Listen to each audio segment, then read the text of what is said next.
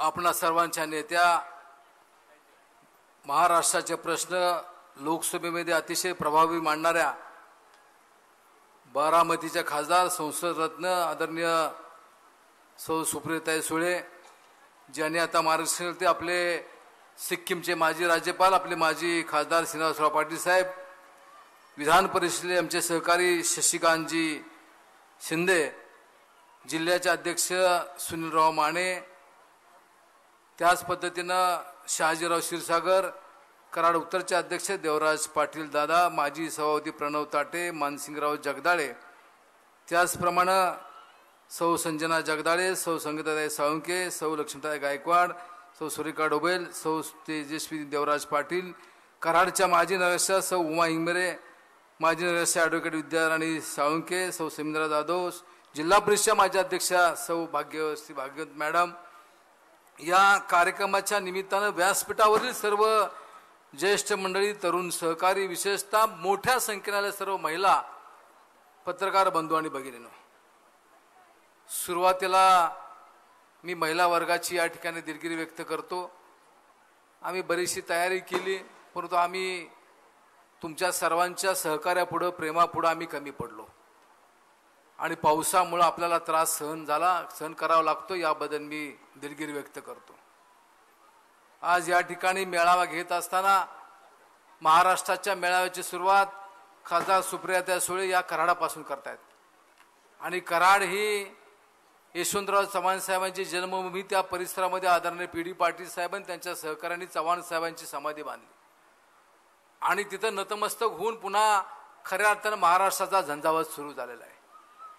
योगायोग असा की गेल्या गुरुपौर्णिमेला सुद्धा आदरणीय पवार साहेब हे कराडला आले होते।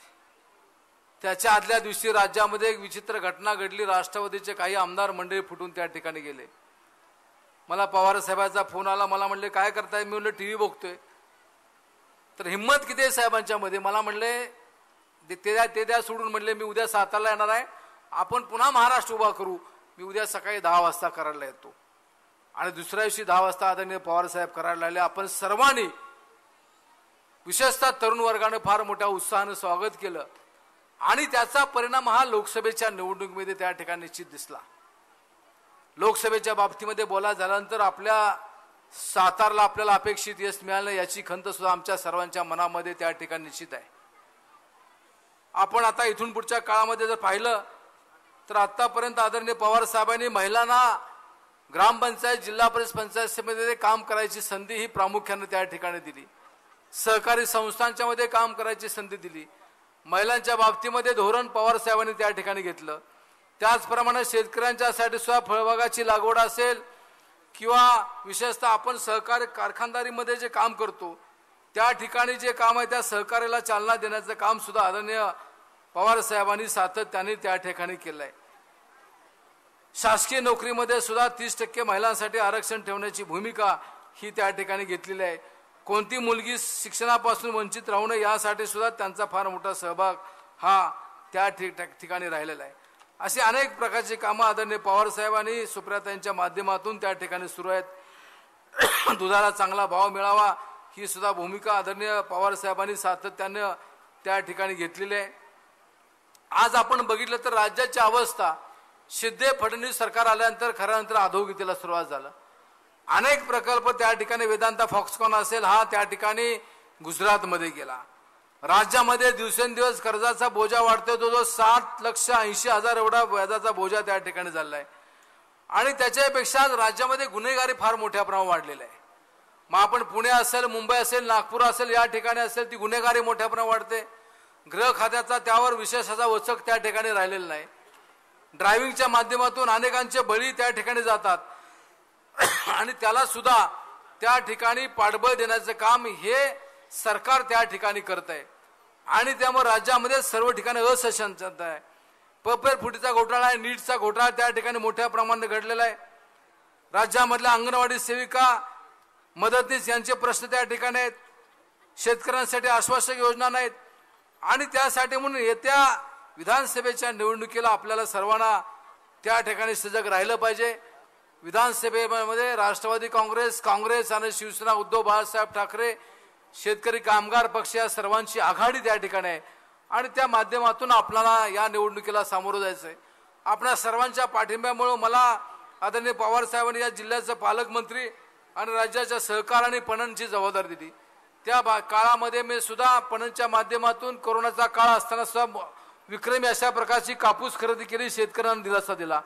बाजारपेठा बंद होत्या, आदरणीय पवार साहेबांचा मला फोन आला की बाजारपेठा बंद ठेवून चालणार नाही, बाजारपेठा म्हणजे मार्केट कमिटी, तुमचा शेतकऱ्याचा माल हा त्या ठिकाणी गेला पाहिजे आणि त्या निर्णयामुळे शेतकऱ्याचा माल हा त्या ठिकाणी पुण्या मुंबई सारख्या शहरामध्ये, सातारा सारख्या, कराड सारख्या शहरामध्ये गेला।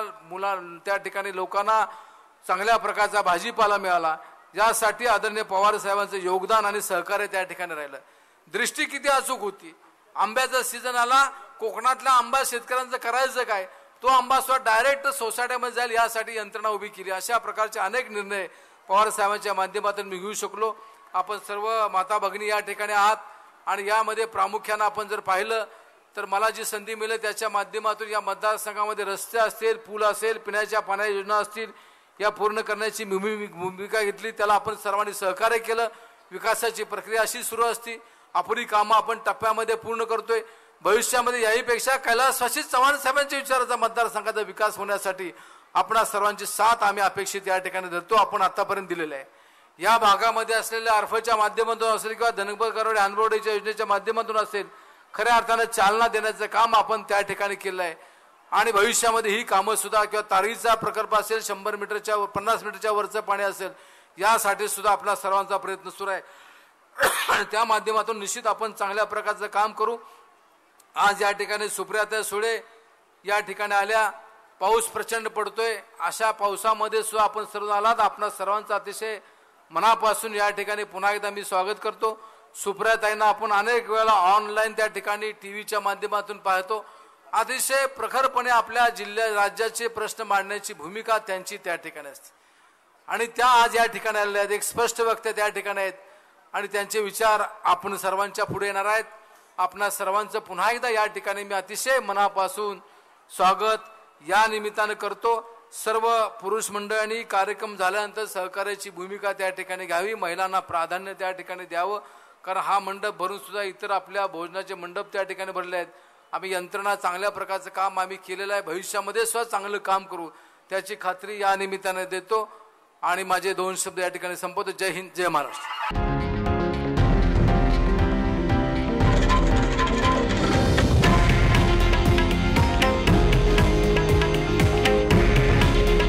हे आहे देशातील नंबर 1 न्यूज नेटवर्क आणि आपण पाहत आहात TV9 मराठी।